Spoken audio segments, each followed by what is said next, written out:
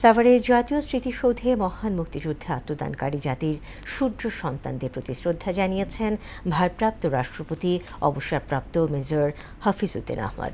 বেলা 11:30টার দিকে সেখানে শ্রদ্ধা জানান তিনি। এ সময় তিন বাহিনীর পক্ষ থেকে নতুন দায়িত্বপ্রাপ্ত রাষ্ট্রপতিকে গার্ড অব অনার প্রদান করা হয়।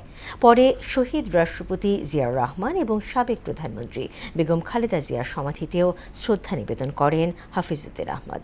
আরও জানাচ্ছেন হুমায়ুন কবির। ভারপ্রাপ্ত রাষ্ট্রপতি হিসেবে দায়িত্ব পালনের প্রথম দিনেই ব্যস্ত সময় পার করেন হাফিজউদ্দিন আহমদ বীর বিক্রম। রোববার সকাল 11:30টায় সাভারের জাতীয় স্মৃতিসৌধে মহান মুক্তিযুদ্ধে আত্মদানকারী জাতির সূর্য সন্তানদের প্রতি শ্রদ্ধা জানান ভারপ্রাপ্ত রাষ্ট্রপতি অবসরপ্রাপ্ত মেজর হাফিজউদ্দিন আহমদ।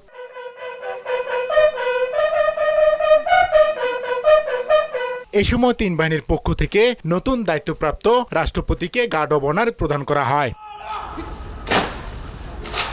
এরপর রাজধানীর জিয়া উদ্যানে বিএনপির প্রতিষ্ঠাতা সাবেক রাষ্ট্রপতি জিয়াউর রহমান ও সাবেক প্রধানমন্ত্রী বেগম খালেদা জিয়ার সমাধিতে শ্রদ্ধা নিবেদন করেন ভারপ্রাপ্ত রাষ্ট্রপতি হাফিজউদ্দিন আহমদ। এই সময় তার সঙ্গে ছিলেন মুক্তিযুদ্ধ বিষয়ক প্রতিমন্ত্রী ইশরাক হোসেন। রোববার থেকে বঙ্গভবনে রাষ্ট্রপতির নিয়মিত দাপ্তরিক কার্যক্রম পরিচালনা করেন হাফিজউদ্দিন আহমেদ। হুমায়ুন কবির, মোহনা সংবাদ, ঢাকা।